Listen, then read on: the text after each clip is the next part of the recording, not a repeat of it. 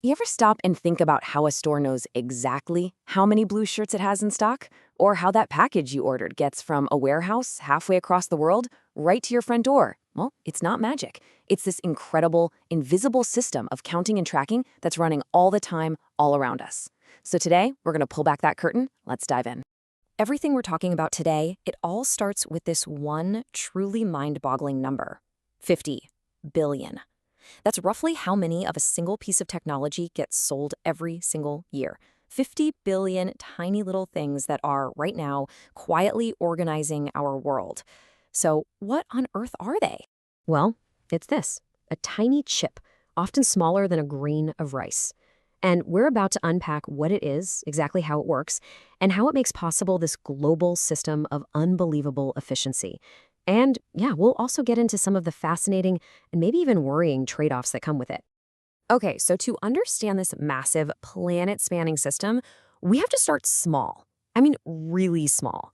We're going to zoom all the way in on the tag itself, because it's the fundamental building block of this whole story.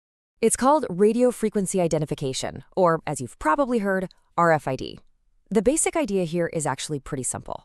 You have a reader that sends out a signal, and a tag that's attached to an object responds with its own unique identity. You can think of it like a high-tech wireless name tag for pretty much any object you can imagine. Now, here's where it gets really, really cool. Most of these tags, the passive ones, don't even have a battery. So you're asking, how does it talk? Well, when a reader sends out radio waves, the tag's tiny antenna acts like a net. It catches just enough energy from those waves to power up its chip for a split second. And in that one instant, bam, it transmits its unique ID back to the reader, and then it goes dark again. It's just a brilliant piece of engineering. And this is why RFID is such a massive leap forward from the good old barcode we're all used to. I mean, a barcode needs a direct line of sight, right? And you have to scan them one by one by one. With RFID, you can scan straight through a cardboard box from several feet away. But the real game changer, a single reader can scan hundreds of tags at the exact same time. So, what happens when you suddenly get the ability to count hundreds of items in a single second? Well, you basically gain a superpower: the power to count everything, all the time. Let's see how this actually plays out inside a regular store. This superpower enables what's known as a perpetual inventory system. So instead of the old way, shutting down the store for a day to have employees manually count every single thing, the inventory is now updated constantly in real time with every single transaction. It's like a live, breathing scoreboard for every product in the building. The whole system runs on this really simple formula. What you end with is just what you started with, plus what came in, minus what went out. Simple, right? But before RFID, that plus what came in and minus what went out part took hours of manual scanning. Now it's automatic. A pallet of new jeans shows up, a reader at the loading dock scans all of them instantly, and poof, they're automatically added to the inventory. And the what went out part is just as slick. When you go to buy that pair of jeans, the reader at the checkout counter registers its unique tag, and the system automatically subtracts it from the count. The second your payment goes through, the store's central brain knows that one specific pair of jeans is gone for good. All right, let's zoom out one more time, because this isn't just happening in one store. This exact same technology is what connects the entire journey of a product, from the moment it's made through the entire global supply chain, all the way to you. And its use cases are just incredibly diverse.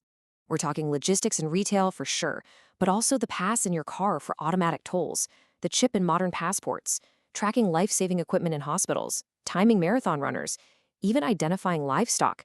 I mean, it is truly everywhere. You really can't overstate how important this is at a global scale. Just picture a giant shipping container packed with thousands of different items.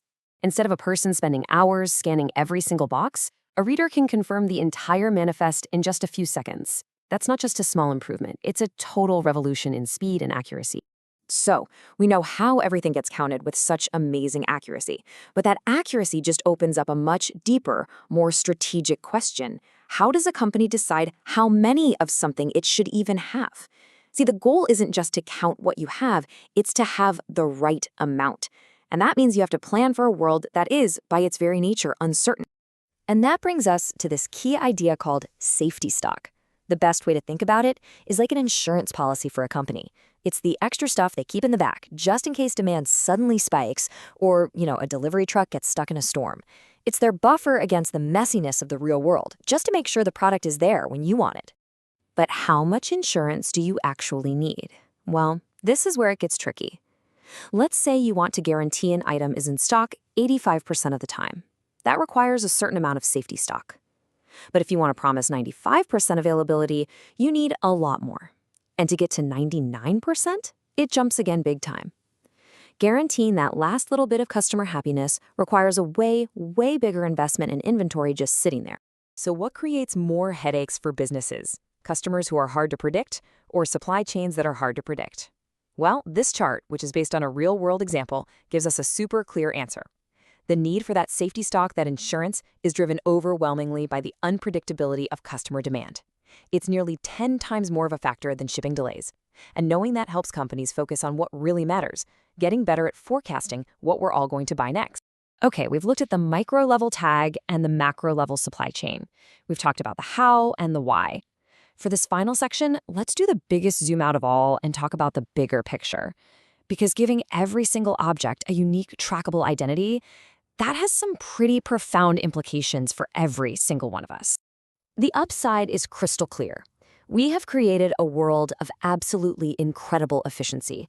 Stuff moves faster, stores are stocked smarter, and the whole system runs with a kind of X-ray vision that was basically science fiction just a few decades ago. It's nothing short of a logistical triumph. But, and this is a big but, with all this new power comes a whole new set of questions. This same technology that can track a pallet of toilet paper can, theoretically, also track the items you're carrying as you walk out of a store. And that possibility has, quite rightly, raised some very serious concerns about our privacy. Critics and privacy advocates point to a whole range of potential risks. Could these tags be used to track people's movements without them knowing? Could someone skim data from your passport or credit card just by walking by? And as we connect everything, are we accidentally building the perfect infrastructure for a surveillance society? A world filled with spy chips that could monitor our every move. And that really leaves us with the central question here. There is no doubt that this invisible count has unlocked enormous convenience and value. But as we keep moving toward this future where every single object has its own digital fingerprint, we have to keep asking ourselves, how do we balance the incredible things we gain with what we might potentially lose? And that's a conversation that all of us really need to be a part of. Thanks for tuning in.